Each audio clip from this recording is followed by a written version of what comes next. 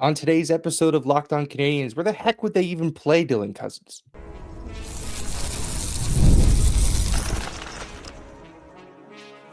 You're Locked On Canadiens, your daily podcast on the Montreal Canadiens, part of the Locked On Podcast Network, your team every day. Hello, everyone, and welcome to episode 1240 of Locked On Canadiens. Thank you for making us your first listen of the day, for subscribing wherever you get your podcast. Doing that supports the show and ensures you do not miss an episode. Today's episode is brought to you by Gametime. Download the Gametime app, create an account, and use code LOCKEDONNHL for $20 off your first purchase. Terms apply. Download Gametime today. What time is it? It's game time. My name is Ian Boisvert, also known as that Maybe It's Ian, and I am joined, as I always am, by the incomparable Laura Saba, who is just as tired as I am, both figuratively and literally. Figuratively tired of watching this team play like this, literally tired of having to watch them play like this. How are you feeling after that at the 6-3 loss against the Los Angeles Kings? The bags under my eyes are Prada. I honestly, this is not what I was expecting. I was expecting the Canadiens to lose like 7-1. It was very, very strange game. Second night of a back-to-back. It's always going to look disjointed. There were some good moments. I think there was just weirdness all around, but I would be lying if I said that I didn't think that LA was a much better team than the Montreal Canadiens. I think they showed that tonight, but at the same time, like, Montreal managed to score 3 goals tonight. Yes, and I paused because of the hilarity that ensued to get really all of them, to be quite honest. And we're going to get into that. We'll break down the game, the 6-3 loss against the Kings in Los Angeles, as the Canadiens end their Western road trip. We have the return of Rumor Roundup, as we have some thoughts on Dylan Cozens and his potential availability and interest from the Montreal Canadiens. We'll do that in our second segment. We'll finish the show looking at the final defense spot on this roster, because we saw Logan Mailloux come in place of Jaden Struble, and maybe that's not the right solution. But let's start with the game. I thought we saw a lot of the same from Montreal. Unfortunately, we saw a lot of plays just die before they got set up. The passing, man, the passing has been shockingly bad. I posted on Blue Sky during the game, but it feels like every pass has like a 75% chance of being turned over. Mhm. It just seems like nothing is clicking, and it makes for a very difficult product to watch, whether I'm watching it at 1:00 in the afternoon or 1:00 at night. We've seen this level effort from the Montreal Canadiens in the past, and I'm not recently, and I'm not saying effort is in they're not trying. Effort is in the noun, that effort. Where are you at here? I think I'm kind of just at a loss for words on why this is happening, but we keep seeing the same thing, no? I think the problem is that they're not executing on fundamentals. You mentioned the passes. Last night we talked about the goals as well, goals going wide, not hitting the net. That was something you pointed out yesterday as a weakness. It is 1:30, or no, it is 1:30 in the morning. So you guys have to bear with me. My brain cells are barely holding it together. I only have 2 of them, and one of them's already asleep. So basically, I think they need to go back to the basics. I think, the Montreal Canadiens, when they come back from that break, hopefully their brains will be rested. We saw this happen earlier in the season, and the argument was that this team has not played together enough in order to have the chemistry, because we compare them to the Pittsburgh Penguins, who at the time had, that roster had longevity, right? It had tenure. I don't want to say longevity, I want to say tenure, because it makes it sound like shelf life. So that was the excuse the first month and a half of the season. Then they figured it out, and now it seems to have fallen apart. So what's the excuse this time? It's not like Martin St. Louis has been blending the lines all that much. In fact, he's excessively married to one. So it cannot be that Emil Heineman existing is making the Canadiens able to execute on fundamentals. So they need to go back to basics. They need to, I hate the idea of bag skating, but I do like the idea of making them practice passing for hours and hours on end. Like, you have to just learn to play hockey again, because at the end of the day, it feels like the Canadiens aren't finessing their game. Like they're not refining their game. Everybody shows up on the ice and they have not, honed in on key skills at this point in the season, which is very disappointing. So that's something they need to take away and do. They still have 2 games in this week.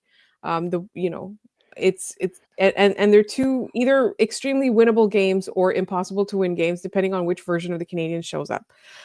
So the turnovers are inexcusable. The passes need to be cool, crisp.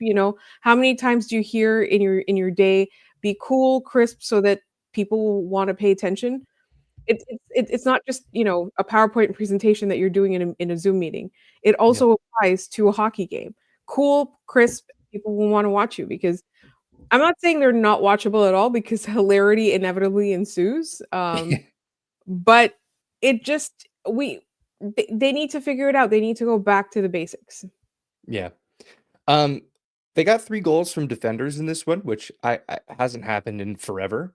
The Matheson one was one of the funniest goals I've ever seen in my life. He fires it from, the corner where the blue line meets the boards. Yes, we have to bring in the Matheson meter. Thank you. Where were you on Matheson in this one? Quickly, because there's other stuff to get to, but Yes. we'll agreed it was tragic from Mike Matheson for the most part, and he scored that goal, and it Yeah. didn't really change our minds at all. Yes. Well, tragic comedies are a thing, right? Yeah. We do describe things as tragic comedic. So on the scale of tragic to Magic Mike, we are solidly at the 1. Yeah. Solidly. It was pretty tragic from the outset, and we'll get into more of the defensive pairings and stuff in their final segment, because I think it speaks a lot to how he played in this game because of the pairing he was on. A couple things I wanted to just touch on. They did not start this game on time. They gave up 9 shots in the first 4 minutes. You cannot start the game behind the 8 ball that bad. Like you cannot and expect to win against a team like LA, who has Stanley Cup aspirations. Yes. That cannot happen. And Go ahead. sorry, I was gonna say, like, in our group chat, we were talking about, like, this might be the worst start we've seen Yeah, for the Canadians this season. I don't know if I'd go that far, but it was definitely in the top 3. yeah, it was bad. It It was was not bad. good. It was not good. Secondly, on the offensive side, they create a 2-on-1, Kirby Dach and Lane Hudson, and the passing lane is completely taken up, and Kirby Dach tries to pass the puck over to Lane Hudson and passes a puck hip height at Lane Hudson. There was nothing he could do with that pass. It went At over that his head. No. yeah, no. At that point, the shots were 12-1 for Los Angeles, and you're passing on a 2-on-1? Yeah. Come on. Like, I think their confidence is so shaken right now Their that's what they're decision doing. making is so poor. Yeah. It's because the hesitation in everything that they do is so noticeable. They don't feel like they're ever making the right decision, so they double clutch everything. I know there's a lot of focus on Line because he's doing it a lot. Don't get me wrong. He's really struggled with, his confidence right now, but he's far from the only one. Doc on that rush, Slavkovsky on the power play in the third period, in the second period. Like there are examples of this. It's not good. Um, it, so they I don't know how you fix that other than, you know, keep shooting. And they seem to not want to do that all that often. They seem to be looking for the perfect opportunity. The last thing I want to mention here is their play with the empty net. They pulled Dobish, and within 3 seconds, the puck was in their net. Montreal has the third worst goals for percentage with their net empty. They've scored once, and they've given up now 13 goals. The only teams worse are Boston, who's 1 for 13 against, and Utah, who has yet to score an empty net, a goal while their goalie is pulled. If they're going to keep playing this poorly and get themselves out of games, that's an aspect of their game that needs to be fixed. Yeah. It's a special team. They need to treat it like that, because that's how you pick up points you don't deserve, and that's how you make playoffs. The playoffs, the power play. We can talk about the power play the rest of this week, quite honestly, because it needs to be better. But that's an aspect that I don't think the Canadians have ever been good at under Marty St. Louis. They've really struggled with It's the and goalie it's pulled. Yeah, and it's really something where I don't think that they were good previously either with Claude Julien either. No. Um, like I'm not entirely skipping the Dominique Ducharme part. It's just that it was just Nah, not do very it. long. It's fine. I feel like statistically it was not significant. It wasn't very long. But even under Claude Julien, like I don't think that they played very well with the that type of man advantage.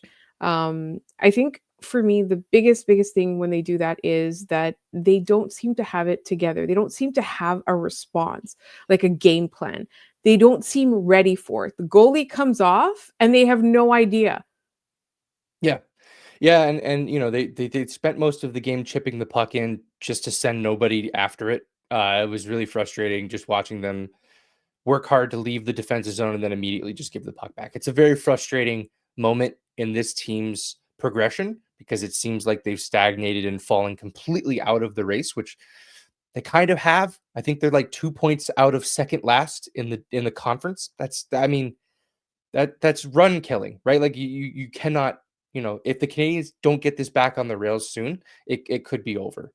But with that said, we need to move on to our next segment where we're going to return with Rumor Roundup to talk about the potential of Dylan Cozens in Montreal, and we'll get into all that in just a minute.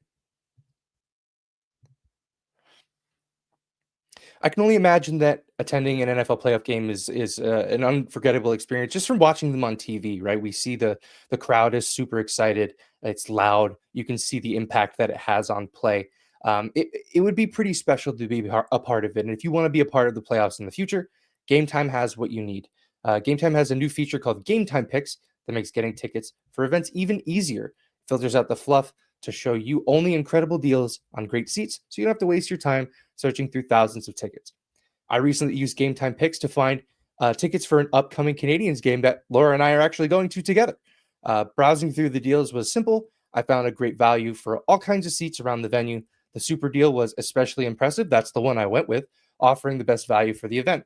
The app's features like seat views before you buy and all-in pricing will give you no surprise at checkout. And it made the experience smooth and reliable, and the on-time ticket delivery and lowest price guarantee gave me peace of mind. Take the guesswork out of buying tickets with Game Time. Download the Game Time app, create an account, and use code LOCKEDONNHL for $20 off your first purchase. Terms apply. Again, create an account and redeem code LOCKEDONNHL for $20 off. Download Game Time today. Last minute tickets, lowest price, guaranteed. All right, we are back. Oh wait, I have a change in headwear. I completely forgot. Hold on. Can't do the ad read and then also I need the hat, right? All right, we're back.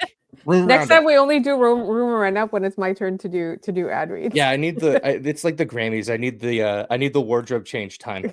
I didn't get that in my contract. On I guess it was on Wednesday, Kevin Weeks, who I think is a bona fide NHL insider at this point, Yes. right? Yeah, for He's sure. quite good at what he does. Mhm. He tweeted out, "In speaking to sources, I'm told there's plenty of expressions of interest from clubs in Buffalo Sabres forward Dylan Cozens, including the Montreal Canadiens, the Calgary Flames, the Toronto Maple Leafs, and the Detroit Red Wings." Your thoughts immediately hearing this, Laura? I mean, we kind of mentioned it off the very top of the show. We kind of both agree. Where does he go? Yeah, I mean, Dylan Cozens is a phenomenal player. Big fan.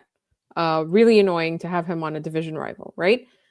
I don't know where he fits in with the Canadians, not the roster more than the Canadians' future, right? Yeah. Where is this guy going to be? Like, where is he going to contribute? He's not one of those players where if he becomes available, you pull out all the stops to try and get him. I do think it's worth looking at. I do think it's worth being interested in. I do have enough faith in this front office that they know what they're doing if they are inquiring about him. I just personally, I'm not sure where he fits into the Canadians' future. Yeah. I think this is going to be an uncomfortable conversation about one Kirby doc because that seems to be where we're centering, where at least where folks are bringing this. And I think it comes from a logical state of mind in that Dylan Cozens seems like you're hoping an upgrade on Kirby Doc, right? Yes. Like that's the only reason the Canadians would make a move like that is to get a bona fide number two center to put behind Nick Nick Suzuki. Suzuki. And he's cost controlled. He's coming in at just a shade over $7 million for until 2030. So you have him locked up for a while. He's a UFA after that. And with the cap rising, that $7 million is probably what second liners will start to look like in a few years. So that makes a ton of sense from a cap perspective. I guess regardless of whether or not the Canadiens make this move and whether or not Kirby Doc is part of that, I at least find it interesting that they are interested in a player of that caliber, because it means that, to me, there's at least a little bit of doubt that Kirby Doc isn't going to be it, Yeah. right? That Yeah. they are looking for a backup in case that doesn't work, because they can't wait for Michael Hage. It's going to take too long, right? They need someone who's going to be able to come in as soon as next season. Yeah. And Next season is they have to make the playoffs. yeah, or at least make a strong run at it. Yeah. I just the mere fact that the Canadiens are reported to be interested in this player, it sends off all kinds of alarm bells in my head that they're not totally sold on Kirby Doc as a strong number 2 center for this hockey team. That's a little concerning to me, because I don't know that that's the right decision. Because we talked about the long on-ramp for Kirby Doc and how, we were gonna look at 4 Nations as, like, an attempt for him to, fully reset. He's got a bunch of games under his belt. Let's see how he ends the season. But we didn't even get there, and they're looking at another center. It's I genuinely don't know how to react to that part of this. So here's where I'm at with that, because I understand why you're concerned and I think it's completely valid. But for me, I think that something must have changed. They must know something we don't know. Um, I because like he was one of the big splashes of the draft in Montreal a couple of years ago, right? Like Yeah. getting that move was a huge splash, and there was so much optimism surrounding it. So they must know something that we don't know, or there might have been some conversations that were had with the player, uh, because I don't think it's a stretch to say he is underperforming expectations dramatically in Montreal right now. Yeah. Now, that on-ramp, that's the part that concerns me, unless there's medical information we don't know. Mhm. Because personally for me, I feel like they've invested enough in this player to at least wait it out until the end of the season and see how it goes. For Yeah. me, when you're inquiring about another center, you're doing it at this upcoming draft. You're not doing it today in February. Mhm. About a month before the trade deadline, just a little under a month before the trade deadline. That to me is the concerning part. It's not the fact that they're looking. It's not the fact that they seem to have changed their minds on him. It's just that they might know something we don't know. So for me, I would wait it out until the end of the season. Kent Hughes might have other ideas. I don't think that they're going to be making a move for this season to try and salvage their hopes of like getting into a wild card. I don't think they're anywhere near there. But I do think that, in order to avoid the type of rebuild that gets compared to Buffalo or Ottawa or, Detroit to a certain extent, Yeah. they need to make the playoffs next year. It has to be an unquestionable goal to make the Yeah. playoffs next year, because otherwise it's literally going to be one of those perpetual rebuilds and people are going to start losing faith. And once you lose this fan base, it's going to take a lot to win them back. Yeah, and I think, I laughed when you said, one of those rebuilds like the Buffalo Sabres. You know how I know that's true? We're talking about them trading another first round pick. Yeah, exactly. That's not what we want Also, here. also from that 2019 draft that Kent Hughes has just raided the cupboards on. Kirby Doc, Alex Newhook. That there's so many of those players on this team. He's just going to keep switching around 2019 drafted players until one of them sticks. Yeah. And the other aspect of this too is, like, what does Buffalo want? Is Buffalo entering another rebuild? Because if that's the case, can you get away with potentially doing this for picks and prospects and keep Kirby Doc? And now you've got both of them, and hopefully one of them shakes out and you can move the other one. Or is it they want sort of a hockey trade that's going to be a fresh start for not only their player, but whoever Montreal sends their way as well, or whoever. I think this trade makes more sense for a Detroit or a Calgary, to be honest. For sure. I don't know how much appetite there is for this kind of move, because it doesn't say that there's conversations of like negotiations going on. It says there's plenty of expressions of interest for reading the direct text from Kevin Weeks. So like, what does that mean? I don't know, but I have a hard time finding how this fits unless the Canadiens decide to take this in a very different direction, which seems sort of antithetical to everything that they've said so far this year, and how somewhat pleased they are with the progress that this team has made, right? Yeah, it definitely it does send some mixed messages, but inquiring the interest or whatever, it could just mean, Kent Hughes sent a text saying, "What's the price?" Yeah. Doesn't necessarily mean I'm interested. I'm going to put together a package, or let's talk. Literally, what's the price? Yeah, it could have just been him asking Kevin Adams, "What are you doing? Yeah. Like, are you rebuilding? Are you tearing it down? Or Yeah. are you, Decide. yeah, I mean, I know Kevin or Craig Button said that during the LA game, there was a lot of scouts in the building. I don't know what that's about, but if they were there to watch the Montreal Canadiens, the only reason they would have probably picked that game is because Logan Mailloux was in it. And Right. we'll talk about him in the third segment, but like, could that be a potential trade chip that the Canadiens use to acquire a player like Cozens? Who knows? Yeah. But that, I'm sure we'll see all that play out. I'd be surprised if Cozens is still with Buffalo by the trade deadline, because there's just been so much noise about it from this point on. Really quick, Yeehaws, where are you at entertainment wise? We'll start there. I think it's a 5 out of 5. Yeah, it's a top notch player that's available. Yeah. So I agree there. Realism, Montreal being interested. I would say 3 out of 5. Yeah, 2.5. I really could take it or leave it, honestly. All right. We will leave Rumor Roundup there, and when we return, we will have another conversation about the defense and whether or not it's time to look for another defender in Caden Gooley's absence. And we'll get into that in just a minute.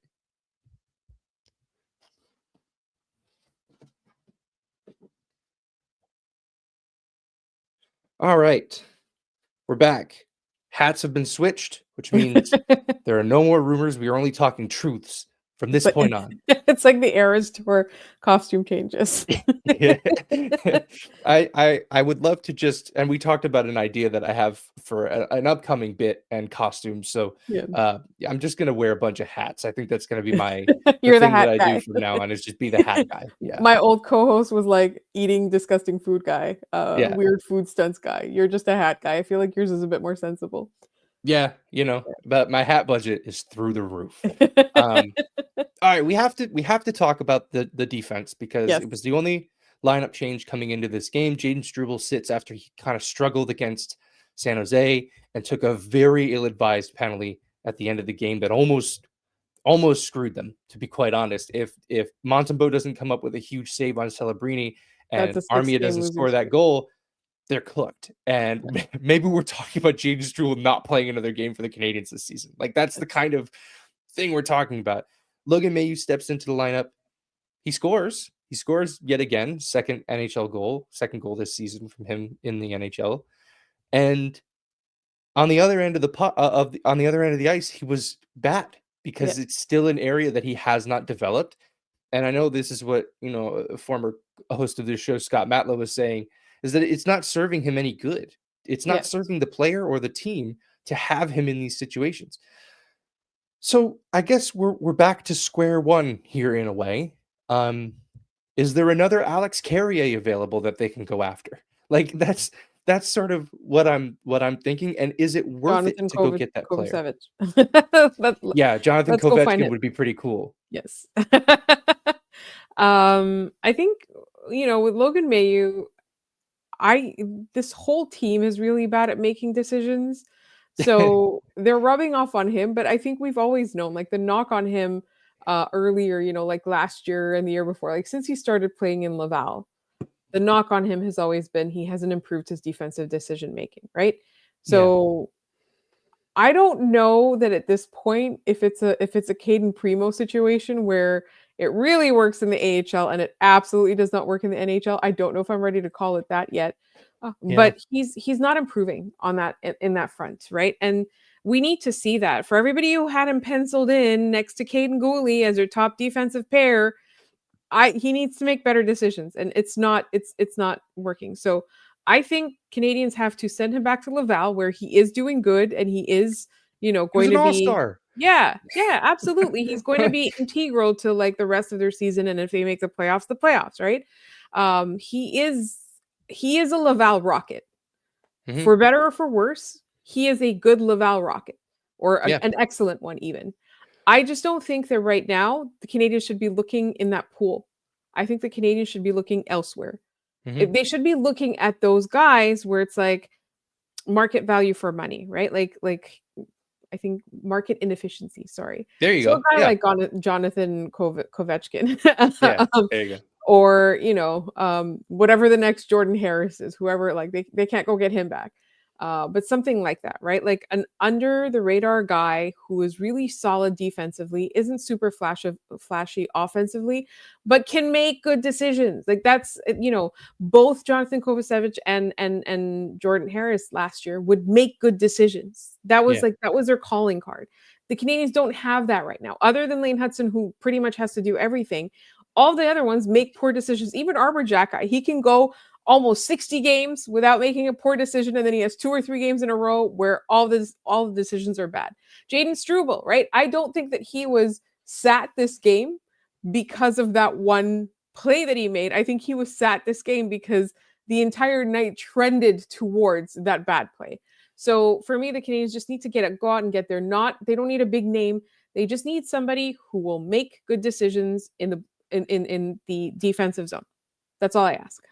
Yeah, I briefly on Logan Mayu. I'm never sure how to pronounce that. Everybody has a different way to say it. I I am, for a while when they drafted him, and the knock on him was defensively he's a liability. He doesn't really know where to be, how to play certain defensive plays. He struggles with reading the ice, knowing what his role is in making a play. We haven't seen a no like a meaningful progression in that area directly. The shot is always going to be a weapon that he has. I have seen Logan Mayu score that exact goal 3 times in my life. Twice in the NHL, I was at one of those games, and the other one was tonight. And then in the AHL game, I was just at, actually, he scored 2 from that exact spot. So 4. He scored that exact goal in front of me 4 times. That's never going anywhere. But that can't be the reason he plays in the National Hockey League. That needs to be the bonus. He needs to be able to play 20 minutes a night at solid defensively in order for that to be of value to the Montreal Canadiens. Because the other thing is like, he's not going to play the power play on this team, right? That's where he would thrive realistically.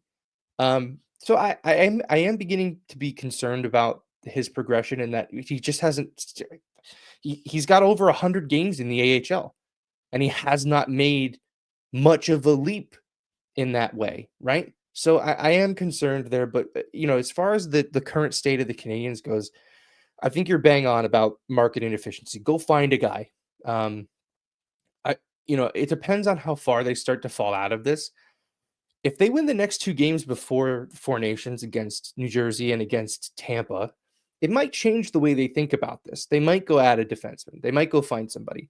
If they drop both those games, it's kind of hard to think about adding, right? And it sort of then enters into the question, like, Are they is going to be sellers?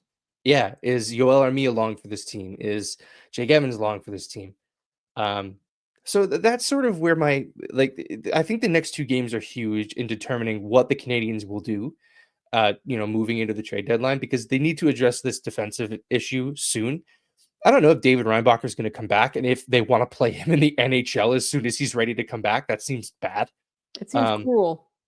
yeah, cruel is definitely the word to use. Yeah, here you go out there, Steven Stamkos, or not Steven Stamkos. I still think he's a Lightning player. It's 2 a.m.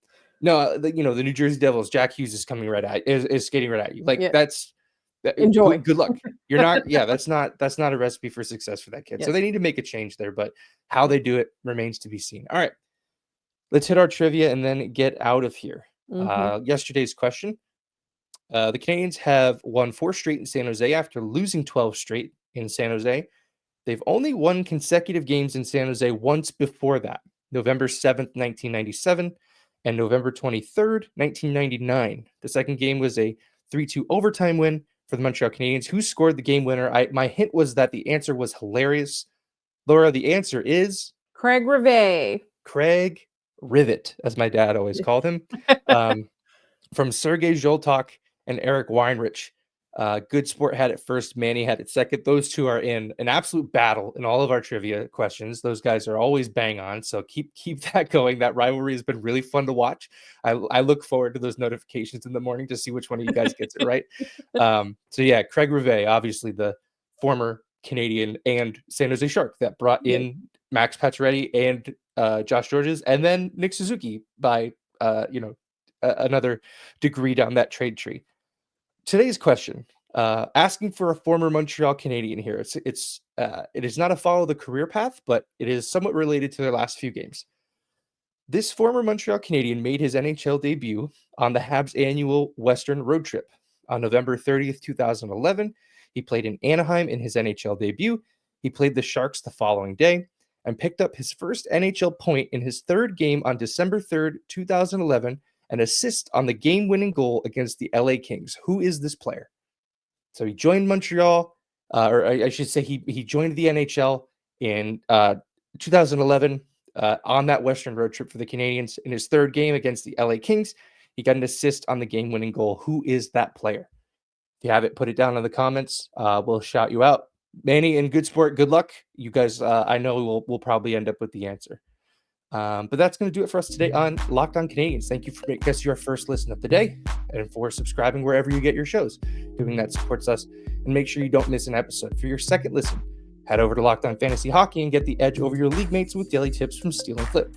Subscribe to Locked On Fantasy Hockey wherever you get podcasts. The show is Locked On Canadiens everywhere: TikTok, Instagram, Blue Sky, Gmail. You can send us questions for our mailbag, which is we are recording tomorrow. So send in your questions. We'll have a mailbag segment on Friday and get to as many of them as we can. You can follow Laura at The Active Stick. You can follow me at Maybe It's Ian. Thanks for tuning in. We're headed home. We'll see you guys tomorrow.